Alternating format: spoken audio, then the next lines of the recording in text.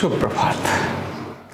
आज 14 अगस्त है और 14 अगस्त का दिन बहुत बड़ा ऐतिहासिक है। 14 अगस्त और 15 अगस्त इन दोनों के बारे में हमारे देश के युवाओं को बहुत अच्छी तरह से पता होना चाहिए। केवल आज का दिन 14 अगस्त है, आज पाकिस्तान का स्वतंत्रता दिवस है और 15 अगस्त भारत का स्वतंत्रता दिवस है। लोग ये नॉर्मली जानते हैं और 15 अगस्त को एक ही बात जानते हैं, तिरंगा फहराया जाता है, मिठाइयाँ बांटी जाती हैं और हम जब थे तो स्कूल में इसीलिए जाते थे कि उस दिन लड्डू मिलते थे, केवल इसीलिए बच्चों को। 14 अगस्त और 15 अगस्त को वास्तव में क्या हुआ, ये अगर इतिहास हमारे युवा जानेंगे नहीं तो कभी भी अपने देश को फिर से वह स्थिति न आए, इसके लिए काम नहीं करेंगे। आज अगर मैं प्रश्न करूं 14 अगस्त को क्या हुआ था, तो क्या बताएंगे क्या हुआ था? कोई कहेगा आज पाकिस्तान स्वतंत्र हुआ था। क्या बोलेंगे? पाकिस्तान स्वतंत्र हुआ था। फिर मैंने कहा क्या पाकिस्तान स्वतंत्र हुआ था? पाकिस्तान उससे पहले था? तो वो कहेंगे नहीं नहीं नहीं नहीं, भारत स्वतंत्र हुआ था। तो मैं बोलूं क्या पाकिस्तान से भारत स्वतंत्र हुआ था? बोले नहीं नहीं नहीं नहीं नहीं, भारत अंग्रेजों से स्वतंत्र हुआ था। तो मैंने क्या 14 अगस्त को भारत अंग्रेजों से स्वतंत्र हुआ था? वो कहेंगे नहीं नहीं नहीं नहीं, भारत का विभाजन हुआ था। फिर मैं बोलूं कि भारत का विभाजन हुआ था, भारत स्वतंत्र हुआ था, पाकिस्तान स्वतंत्र हुआ था, ये कॉमन युवाओं की यही स्टेटमेंट मिलनी थी। लेकिन क्या युवा जानता है कि 15 अगस्त को देश स्वतंत्र हुआ, उसके पीछे बड़ा षड्यंत्र था? 14 अगस्त की रात्रि में देश का विभाजन हुआ, उसके पीछे बड़ा षड्यंत्र था। आखिर जिन्ना को बड़ी षड्यंत्र पूर्वक इस देश के अंदर विभाजनकारी नीति में प्रस्तुत किया गया था। क्या जानते हैं कि 14 अगस्त की रात्रि में, केवल एक रात्रि में जो हुआ उसके कारण से करोड़ों लोगों के घर परिवार उजड़ गए? क्या जानते हैं कि कैसी इतनी महिलाएं, जो पाकिस्तान जो आज है या अभी आज भारत है, इसके अंदर भी उन महिलाओं को उनका शील भंग कर दिया गया, उन महिलाओं को उनके बच्चों से, उनके पतियों से अलग कर दिया गया, उनके पतियों को उनके सामने मार दिया गया और उनको ले जा करके हूर बना दिया गया। क्या जानते हैं कि आज के दिन ऐसे कितने किसान जो बढ़िया फसल उगा रहे थे, उनकी फसल को अपने सामने देखते देखते उसको छोड़कर उन्हें भागना पड़ा? क्या आप जानते हैं कि करोड़ों लोगों ने अपने घर से दूसरे घर में क्या होता है जाकर विस्थापित होने से उनका कष्ट क्या होता है? आप जानते हैं कि लाखों लोग तंबुओं के अंदर, जो अभी तक आलीशान घर में रहते थे, वो वहां से अपनी जान बचाकर घंटों दिनों 24 घंटे चलते चलते दूर आकर अपनी जान को बचाने के लिए ऐसे टेंट और तंबुओं के अंदर उन्होंने अपनी शरण ली, जहां भयंकर महामारी का कारण बना। आज का दिन जब जहां लाइट खत्म हो गई थी, जहां रोशनियां बंद कर दी गई थी, ये वो दिन है। 14 अगस्त का स्मरण केवल इसीलिए नहीं करना क्योंकि आज के दिन भारत का विभाजन हुआ था। भारत का विभाजन नहीं, वास्तव में 14 अगस्त का दिन भारत के सारे युवकों को इसको सोचने और चिंतन करने के लिए होना चाहिए कि आखिर वो क्या घटना हुई, ऐसा क्या हुआ जिसके कारण मेरे देश के, मेरे भाइयों को, मेरी बहनों को इतनी बड़ी प्रताड़ना सहनी पड़ी। एक कोविड आया, कुछ ही लोग अभी मरे थे, मुझे लगता है करोड़ों लोग तो नहीं मरे, लेकिन सारी दुनिया, जान की कीमत कितनी, तो सारी दुनिया के अंदर लॉकडाउन लगा दिया गया। एक छोटा सा कुछ होता है, घटना होती है तो सारी दुनिया हिल जाती है। भारत के अंदर, भारत में ही। और यह भी जानना चाहिए क्या सच में भारत के अंदर जो मुसलमान थे वो मुसलमान थे, या सारे मुसलमान भारत में रहने वाले क्या गद्दार थे? क्या सारे मुसलमान देश का विभाजन चाहते थे? नहीं, रॉन्ग कॉन्सेप्ट है। पाकिस्तान में रहने वाले मुसलमान भी विभाजन नहीं चाहते थे, क्योंकि इंसान जाति और धर्म से पहले अपनी रोटी के बारे में सोचता है, अपने सुख के बारे में सोचता है। मुसलमान भी सोचता है, हिंदू भी सोचता है।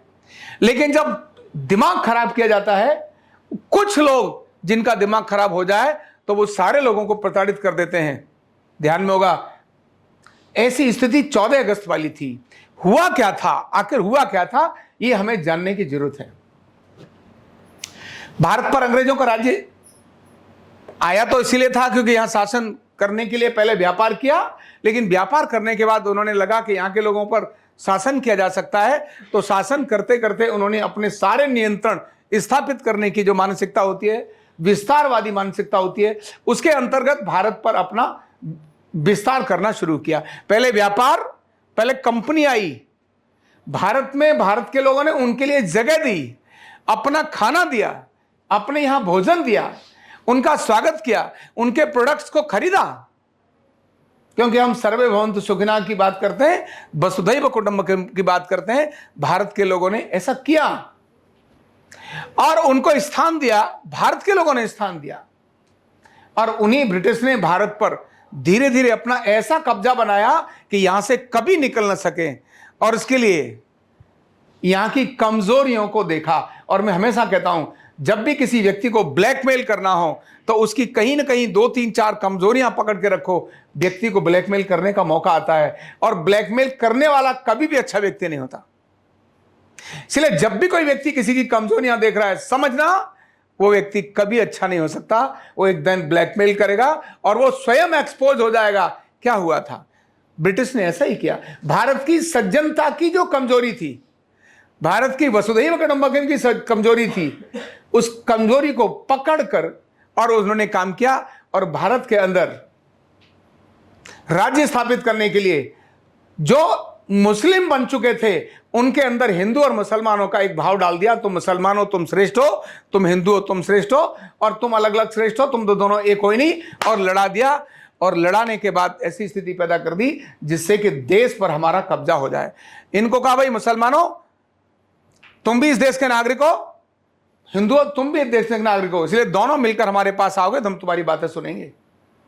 ध्यान रखना, 1947 की बात नहीं, 1857 में जो देश की क्रांति का बिगुल बजा था, उस समय पर मुसलमान और हिंदू दोनों ने मिलकर के देश की आजादी के लिए काम किया था।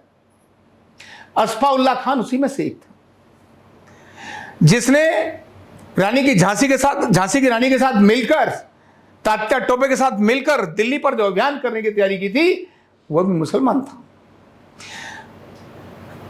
पूरी आजादी हिंदू और मुसलमानों की एक थी। समझ में आ गया था अंग्रेजों को कि इनको दोनों को साथ रखने से हम जीत नहीं सकते, इन्हें अलग करना चाहिए।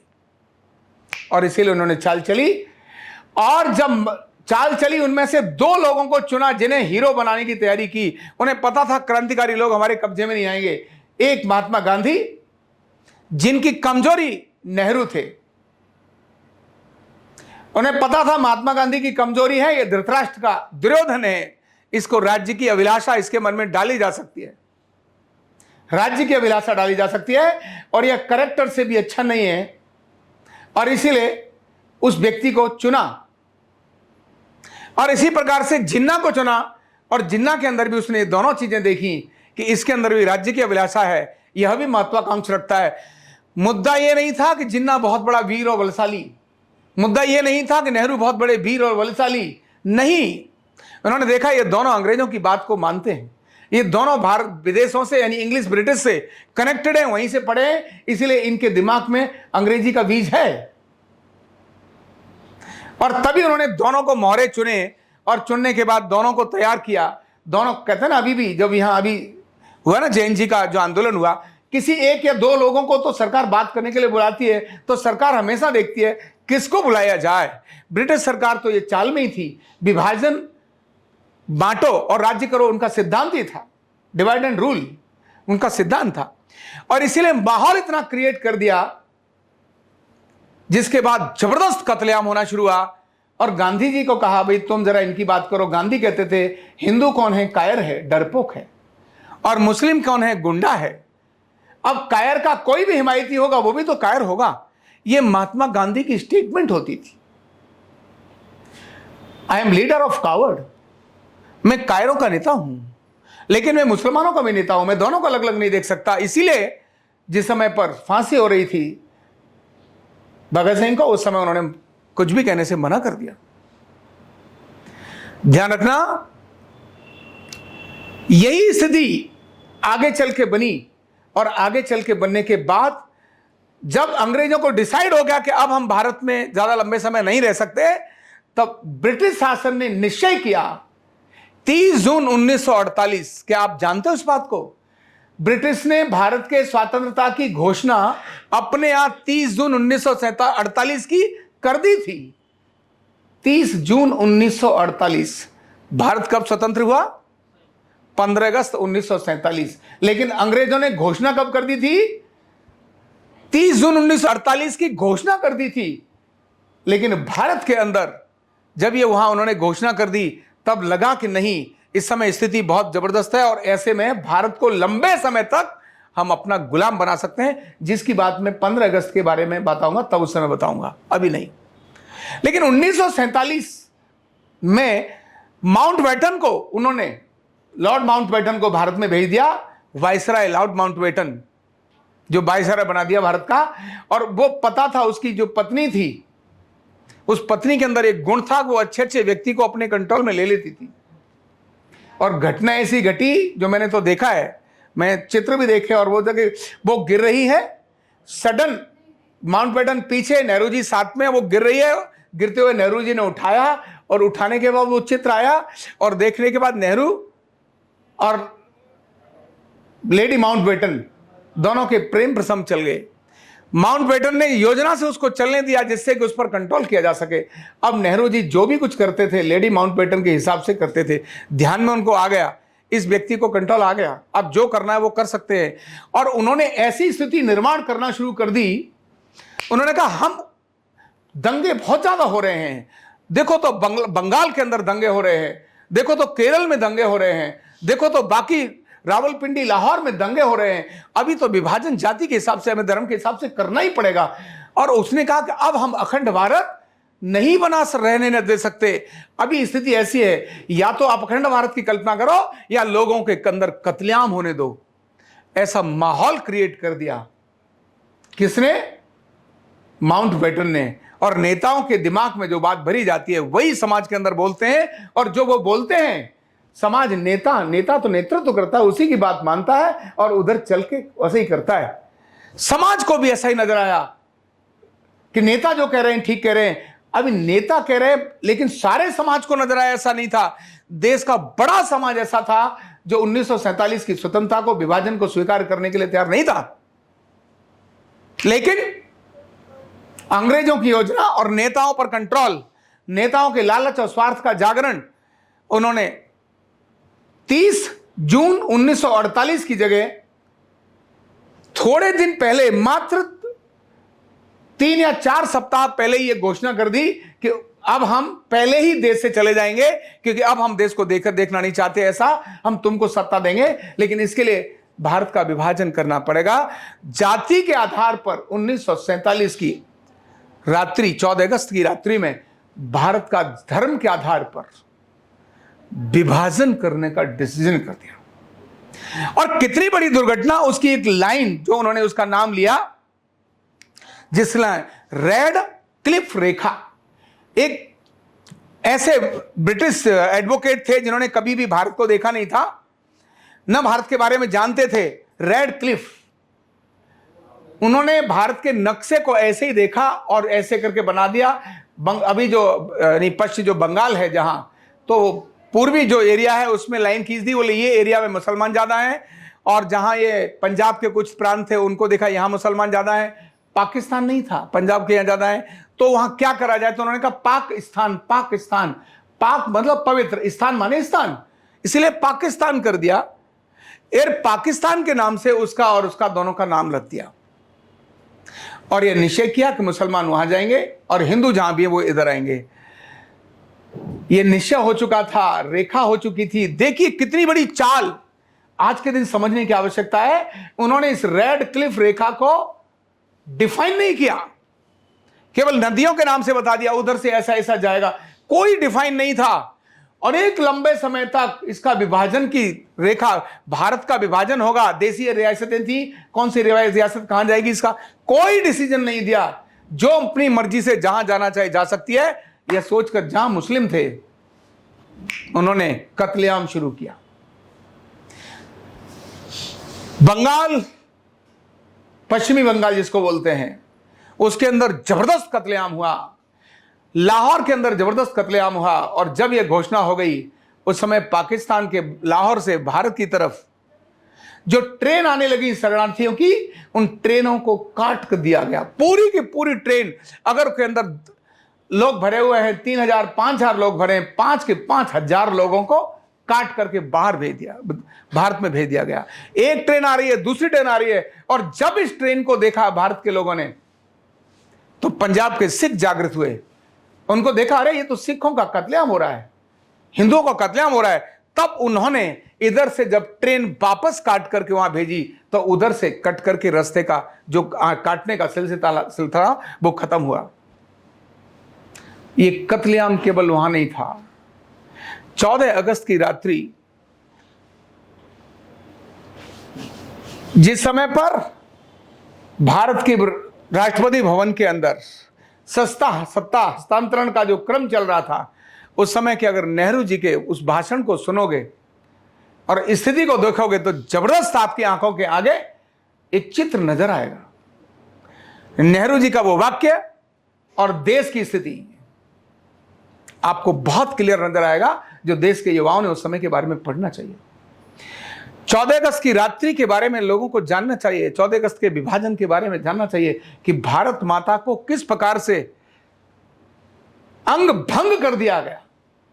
भारत के दो भाग, भारत के अद्भुत जो चीजें थी भारत की, जो आज पाकिस्तान नाम के स्थान पर हैं, जो आज बांग्लादेश के नाम के स्थान पर हैं, वो चाहे वो देवी हो, चाहे गुरुद्वारा हो, चाहे और अपने सारे तीर्थ स्थल हो, आज भी वो वहां हैं।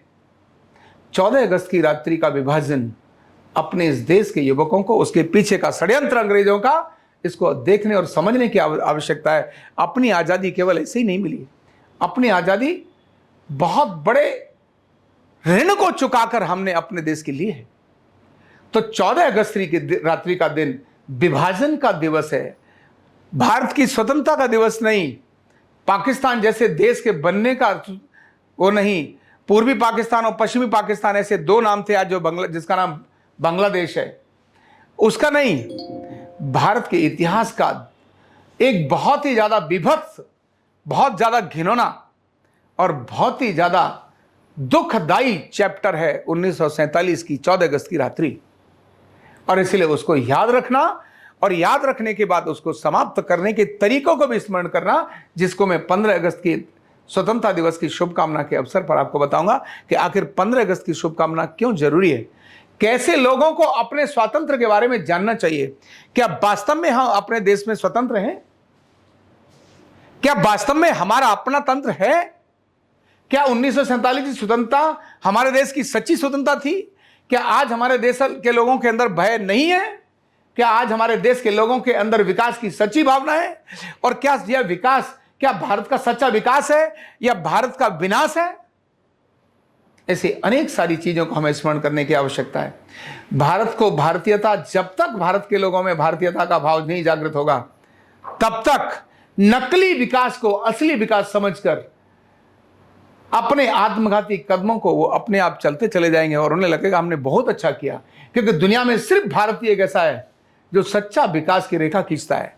भारत में ही भारतीय एक दुनिया के अंदर देश ऐसा है जो सच में विश्व के कल्याण की बात सोचता है।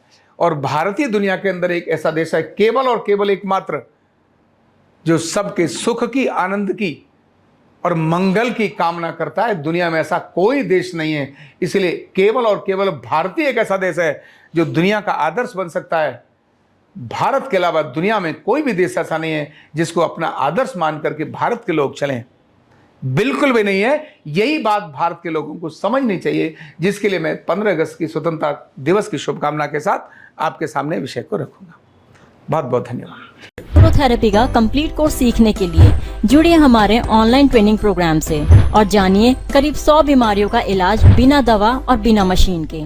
इस न्यूरोथेरेपी ऑनलाइन ट्रेनिंग प्रोग्राम से आप घर बैठे बन सकते हैं गवर्नमेंट सर्टिफाइड न्यूरोथेरेपिस्ट। रजिस्ट्रेशन के लिए नीचे दिए गए नंबर पर अभी कॉल करें। और हाँ, हमारे वीडियो को लाइक करना, शेयर करना और चैनल को सब्सक्राइब करना बिल्कुल भी ना भूलें। धन्यवाद।